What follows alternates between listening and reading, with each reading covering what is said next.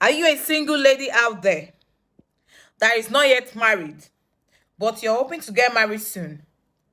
I want to tell you three things you must look at in a man before you say, yes, I do.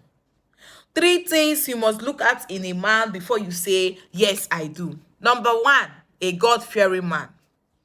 That man you're dating, you're courting with, you're in a relationship with, is he God-fearing? Does he fear God?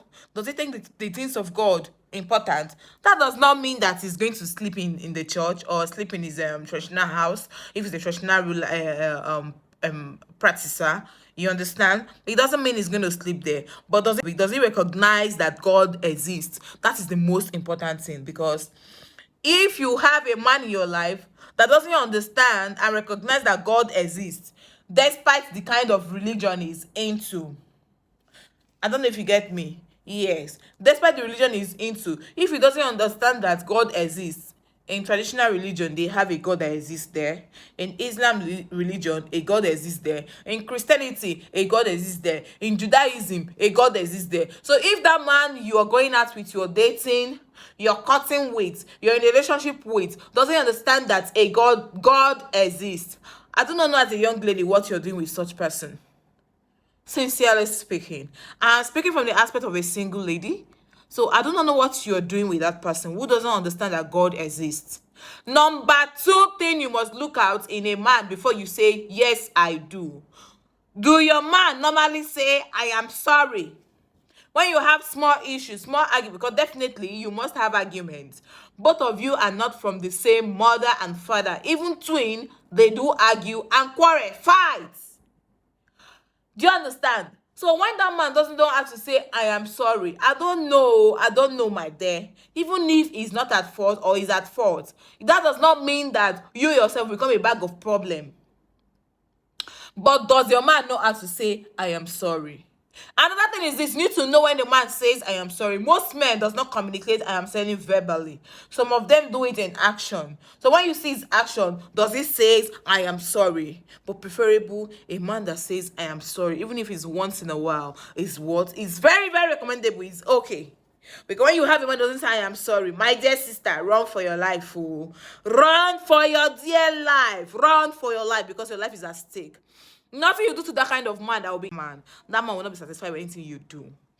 Thirdly, do you have a man around you before you say, yes, I do? Watch out for this thought, something I want to mention now. Do that man spend on you? Most of them is going to ask you, what do you bring to the table as a young lady? How? I expect that question. Oh. They'll ask the question. They are going to ask you, even an already made man, an already made man will ask you this question: what do you bring to the table? But do that man spend on you?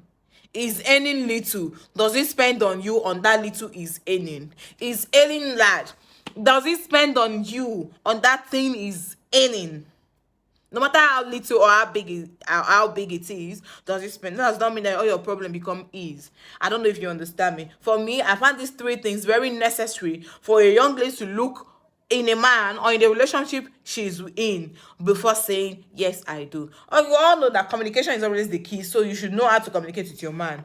That's not your problem. So my dear friends, if that man you are in a relationship with, or you're cutting with, or you're going out with, in a date with, doesn't have these three things, I think you need to sit back and rethink and check. Although it might not be your own top criteria, it might be somebody else's top criteria, but all the same, what we're trying to preach against is what? Say no to domestic violence.